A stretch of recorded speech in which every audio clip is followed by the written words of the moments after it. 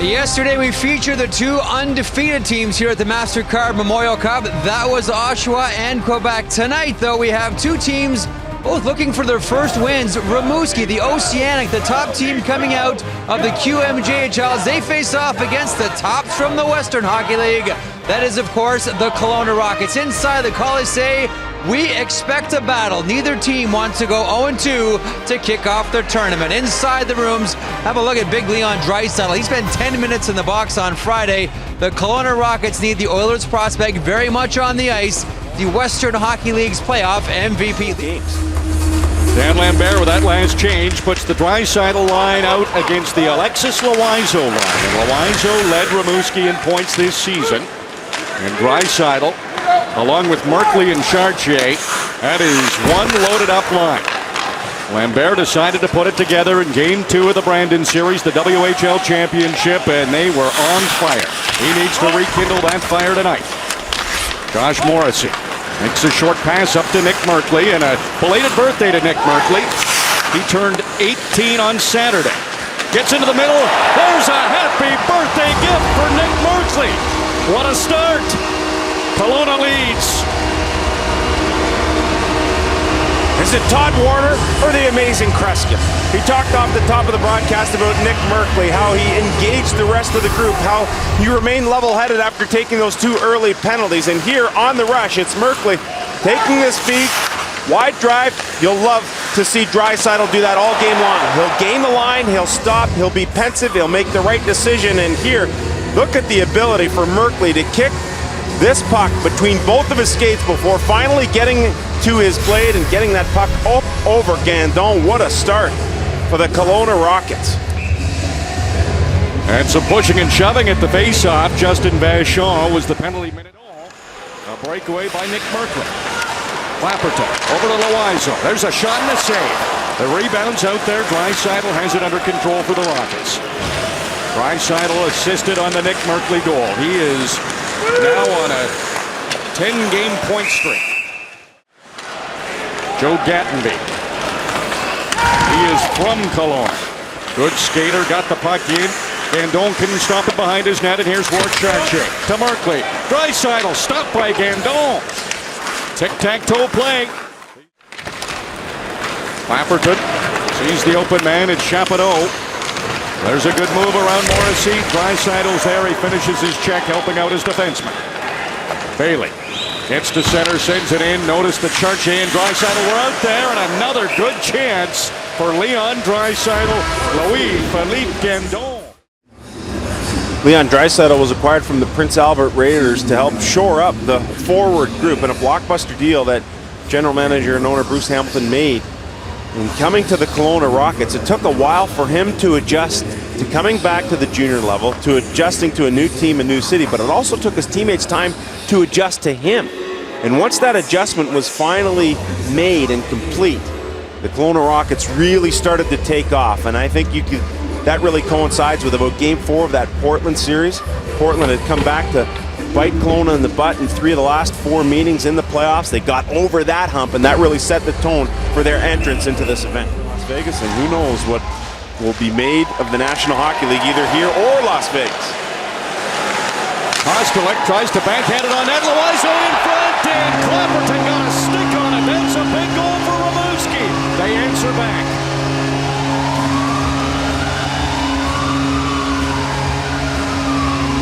I think Merrick jinxed it. First 3-goal lead of the tournament didn't last very long coming out of the break. And there's that matchup that John Shannon has talked about. Loiseau wins the draw. So important. And then he goes to the front of the net. Excellent poise, control, and awareness of where his line mate is. Kostelek gets it down low. Loiseau doesn't want to shoot the puck there. He knows he's got Clapperton in front, and Clapperton makes his way and fights his way through a couple of Kelowna defenders to backhand it in. And there is life for the Rimouski Océanic. They haven't done anything the easy way. They did finish first in the regular season. And here are a couple of goals as a direct result of face-offs won. Here's one. Draisaitl gets it back to Madison Valley, although that puck's deflected, still in a good position. And then here, Draisaitl loses one to Loiseau. It ends up going to the front of the net and backhanded in by Christopher Clapperton. When you look at going to pass it to the blue line. Every time I've seen him though, RJ, I've really liked his game. I mean, in game number 1, I said the same thing. He set up a lot of good plays and in fact almost got an assist on the game tie late. Game 3 we were here, he was good in that game as well. Here comes Rimouski again. Loiseau can't make his way around Madison Valley. Barkley with Draisaitl. Got him the puck just out of the reach of Chartier. And Chartier is the sniper on this line. Draisaitl was knocked down and took the net off. Charles David Baudouin just looking up to make sure he didn't take a penalty. He was all over Draisaitl, and Draisaitl was on the ice there for a bit looking to get a call. And how about Gandon? Just continues to man the pipes there for the Rimouski Océanic. And that post, Baudouin making sure that Draisaitl doesn't take a shot at his goaltender, Gandon. Second period still straight ahead. John Shannon, Damien Cox, and Todd Warden. Now, Damien, you have two things there. You have a hockey stick and a canoe paddle behind it. That thing is huge. I got a story here. I got props, I got stories. Okay, let's talk first of all. You remember a guy named Yannick Perreault? Once upon a time in the Quebec, he was a pretty good junior in Trois-Rivières. He scored 87 goals, but he became known for face-offs. And look at that stick.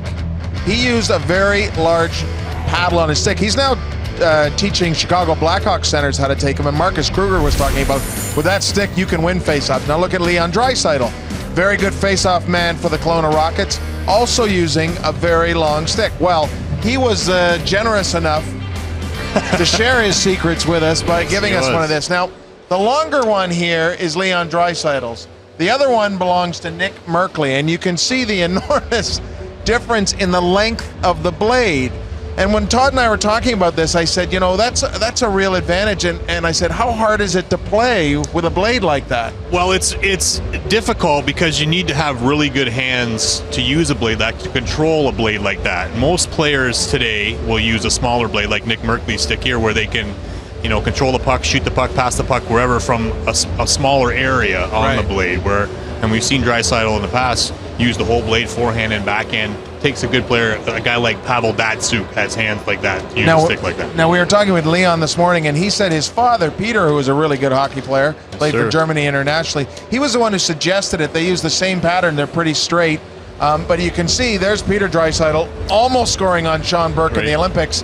And Todd, you played against Peter Draisaitl. I did. He was a German national for a long time. In '93-4, when I was on the Canadian Olympic team, I did play against Peter. He was an excellent player. His numbers retired in a couple of places in the German Elite League. Would have been a pro in Canada had he come over. A very good player, no doubt about it. And you know what? We got 2 or 3 more great examples of the big blade. Lots of tape on it too when you see it. Obviously, we got the goal considering both sticks being used. Draisaitl's nice little pass to Berkeley, and Merkley uses his smaller blade to get over top of Gandon. And so they both work. Yeah, they do. But this is the one I love. This is how big the blade is. Just using the toe to get things around. To me, that's a guy that understands the size of the blade and how it can use and how effective he can be. He made some beautiful passes in that period. Todd, how tough is it, though, to control a puck that down low near the toe of the stick like Leon Draisaitl has? Well, again, you have to have good hands. He rolls the puck, butters his toast, they always say, on both forehand and backhand. That's hard to do. That's difficult to do. A lot of players want to have it in one spot and do everything from one spot on the blade. Think you could play with that stick? No, definitely not. Pretty flat, too. There's not much of a But an curve. advantage on face-offs because it's so big and you sweep the circle with it. Well, on behalf of the panel, I'd like you to have these 2 sticks. Thank you. You're Appreciate welcome. that. You know, autograph those and put them on eBay. Who's kidding who? All right, have a look at some of the twigs on display. 3-2 Kelowna, second period, straight ahead. Young guy, he's been extremely assertive for the Rimouski Océanic. Draisaitl, there's a good move. He got around Morin, but Frederic Gauthier saw trouble coming and came back to help the defenseman and took care of Draisaitl in the corner. Draisaitl, Quinney, Bailey. Oh, the one-timer by Kirkland. The light came on briefly. No call made. Draisaitl takes a shot. Morin blocked it. Kirkland came so close. Draisaitl controlling. Couture trying to make it difficult.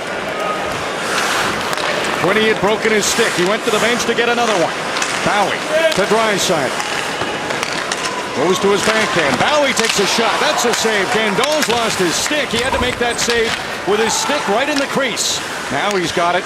Bailey, his pass in front. Quinney takes a shot at it, and it floats in. Quinney floats a power play goal in, and it's a 2-goal lead for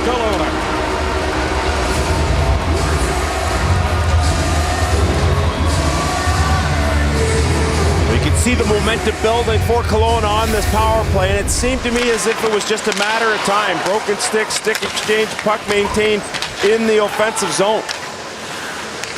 And this puck goes to the middle of the ice. Morin gets a chance to chip it, but he chips it onto Quinney's stick, and when that happens, it's flipped up in the air, and Gandon can't recover. Charles-David Baudouin is there, but he can't do anything with it either, and there it is. It floats into the net just barely. He's got a burst of speed, and he's got a long reach, but Devontae Stevens not giving an inch to Morin.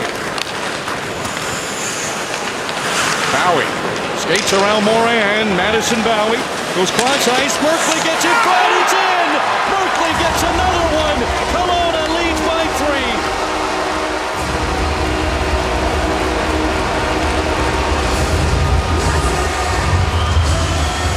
Merkley amazes me. He must have a soccer background. I mean, he uses his feet again on this goal and does it at full speed. Bowie spots him all the way along, but this pass is partially knocked down by Chapeau. And when that happens, Merkley's able to kick it up to his blade and get the blade of his stick on it at the same time, beating Gandon, and in the net, it's a 5-2 Kelowna lead. That is great. 76th, Anthony DeLuca. Martin prevented him from shooting. Morrissey made a quick pass to Draisaitl, and he spotted Martin, who wants to lead this rush for Kelowna. Fort throws another hit. Martin keeps going. Kostelic along the boards, has it taken away by Dubé. Draisaitl scores! What a pass by Dubé! Draisaitl finishes. It's 6-2 Rockets.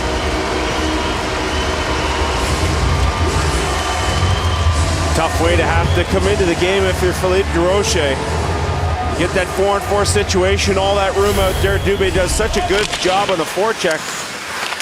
Behind the net, Bourque is taken down, and once he's taken down, that makes it an odd man situation, and just how quickly it can happen. Draisaitl just kind of hanging in the weeds, waiting, and as soon as he sees that Dubé gets possession, look at him dart to the front of the net. Excellent recognition on the part of Draisaitl, and you can see him mouth the words to Dubé. Nice pass. What a future Dylan Dubé has, 16-year-old. Clapperton fans on his shot. Morrissey ties up Loiseau. Draisaitl circling, there's the 360 and a nice saucer pass. Yes, he played in the NHL this year. There's those good hands that Todd Warner talked about with that long stick blade. Dangerous spot. He was able to stick handle and make a great pass to get Kelowna out of trouble. Clapperton long shot on whistle. That's no problem. Draisaitl, another good pass. Waited for somebody to come open. Merkley tracking it down. 3 points in this game for Nick Merkley. And Kostelic, he has to head back to his own end to find some open ice. DeLuca, he's watched by Draisaitl. Merkley's behind his own goal. Kirkland, he was down at the Rimouski blue line and got a stick on that pass. Well, he realizes Rimouski's got to start to take some chances. As things open up, Kelowna can stretch the ice and take a few chances of its own. Leon Draisaitl made some good defensive plays, but it's his offensive play that has Kelowna up by 4. It was 1 year ago tonight that the Edmonton Oil Kings defeated the Guelph Storm to win the MasterCard Memorial Cup in London, Ontario.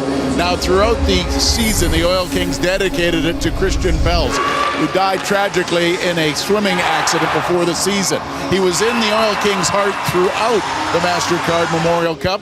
In fact, his name is on the MasterCard Memorial Cup as part of the Edmonton Oil Kings in alphabetical order, exactly where it should be. And coming up this summer, Pels's billet family from Edmonton is taking his MasterCard Memorial Cup ring to Latvia to give to his parents. It was quite an emotional time in London 1 year ago. Yeah, it really was. Back off, way up at the blue line was Loiseau. He got enough of it to negate the icing, but he wanted all of that puck to try to create a chance. Draisaitl, so confident. Nice move on DeLuca. Here he comes. Gets around Kostelic, but a good second effort by Kostelic. Knocked the puck away from Leon Draisaitl. And that's what a 4-goal lead can do. You can freestyle a little bit. Bowie, another hard shot. He's got a good one, but the Rochier saw it all the way. Yeah, the bitterness starting to pick up, the frustration starting to settle into the game of the Rimouski Océanic. But Todd Warner talked about how skilled you have to be, how your hands have to be so good to play with that long blade, because there's a lot of blade to lose that puck on. And Draisaitl doesn't waver at all. Countered by an excellent second effort by Kostelik defensively. 38.3. Well, we were talking to him this morning, and he was talking about the trade from Prince Albert to Kelowna, and he didn't want to badmouth the Raiders in any way, but he did say the opportunity to play in a winning culture, and boy, do they have a winning culture in Kelowna. This is their 5th MasterCard Memorial appearance in 12 years, and he gets to be part of that after being through a tough time in Edmonton, a tough time in Prince Edward, and when he plays for Germany, they're not usually the favorite to win anything. So to go to a dominant program, I think, is a really nice change for him. And working on parts of his game that he needs to work on defensively. On the Stag Chili goal, he's covering the blue line as the defenseman jumps into the zone, and then he drives the net, gets a pass. So he's defensively responsible. Good for him. So proud of you. Thank you. So proud. The ladle goal. But let's face it, the one thing that, and there's a lot of it's perception. He still has to work on his skating. His skating is a major factor. It was one of the reasons why he was sent back to the Western Hockey League. And then you have to wonder, there's 2 new bodies in place in Edmonton, Peter Chiarelli and Todd McClellan. How will they view Draisaitl? Long term, Draisaitl was supposed to be that number 2 center behind Ryan Nugent-Hopkins and whoever the Oilers got this year. Getting somebody else? Well, they might get another guy. They won't tell us who it is, but that's going to be the key, is are they going to be patient with him again? And do we see him somewhere else before we see him in the NHL? It's a great question, because you look at it right now, you go Connor McDavid, Ryan Nugent-Hopkins, is Leon Draisaitl a third-line center? A lot higher on most teams. 6-2 Kelowna. Michael Herringer and Jake Morrissey, the younger brother of Josh, all season. Herringer down the stretch has been the backup.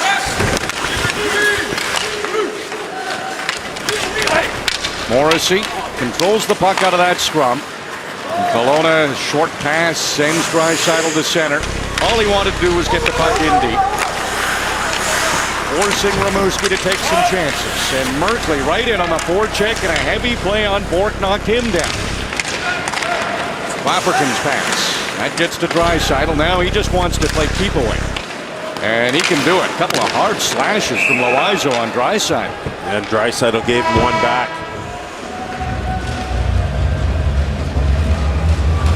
And Draisaitl trying to...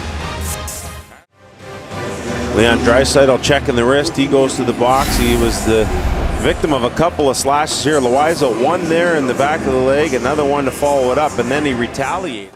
Maybe the ankle, he heads straight to the bench, and DeLuca can fire it.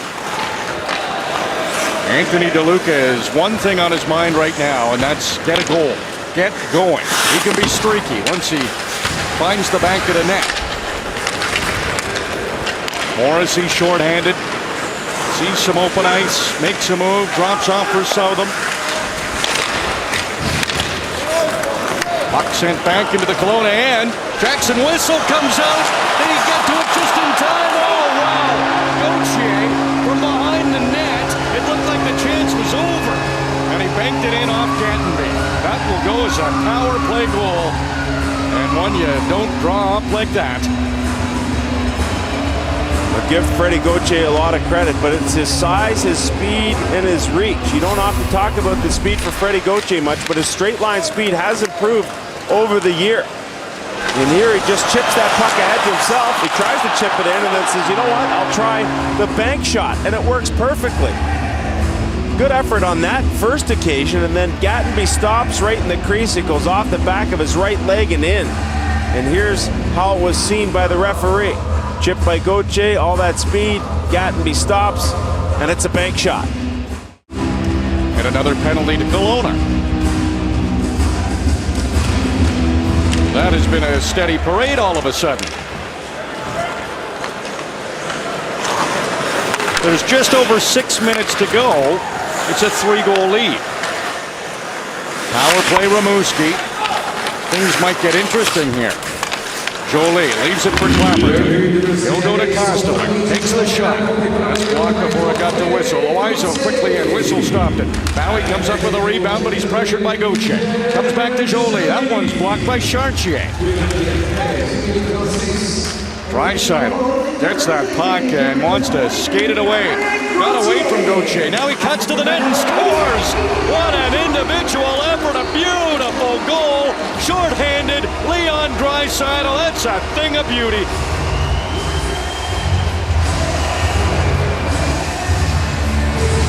Just when you think things might turn around here for the Rimouski Océanic, they get back-to-back power plays. They're down 3. Maybe you can cut it to 2 and make things interesting for the final 5 or 6 minutes. But Gauthier is hounding Draisaitl all the way up the ice before he leaves him, and then he cuts it to the net. Durocher starts to pull off that post, and when he does, it opens up a half a net for Draisaitl to bury it. And that big blade that the guys talked about at the intermission comes to fruition. He gets that puck up in a hurry. Good cut there. Jolie, no stopping him there, and that's a bar down special. Saw it was a forward back on defense, skated away from Gauthier. That's called throwing your team on your back. Kelowna just gave up a power play goal on their heel. Guys, going to play a little numbers game with you. Take a look at the roster of the Kelowna Rockets. They have gone old school. They don't have a number over 31. The highest number is Jake Morrissey. He wears 31. He is a scratch tonight. Michael Herringer's 30. They've decided that they're going to keep the numbers low. Makes it easier. They don't have to worry about 88s or 93s. When you take a look at the Oceanic, their highest number is Michael Jolie. He is at 88. But of course, the only big number that Kelowna likes is on their side of the scoreboard. That's what they've got tonight. 30 seconds to go. Dan Lambert, after game 1, where Kelowna didn't have their best game, didn't show any panic. It was an opportunity for Kelowna to just sit back, breathe, relax, realize they're 0-1, but still lots of tournament to go. And they've come out here in their second game and have played fantastic. The final seconds roll off the clock, and for the first time at the 97th MasterCard Memorial Cup, it's not a 1-goal game. A 4-goal victory for the Kelowna Rockets. They put an exclamation point on this one. Well, you know, RJ, I thought that the time zone change really had an impact. No one from Kelowna really wanted to say that. They didn't want to make excuses for that first game loss. But those couple of days off that you referred to, I think, really helped them settle in and get more acquainted with the time change. And they were much better in this game. Dominant. The Kelowna Rockets, just like they were in the Western Hockey League. RJ, Sam. 3 points for Markley, 3 points for Bowie, 3 points for Draisaitl, and they get the 7-3 win over Rimouski.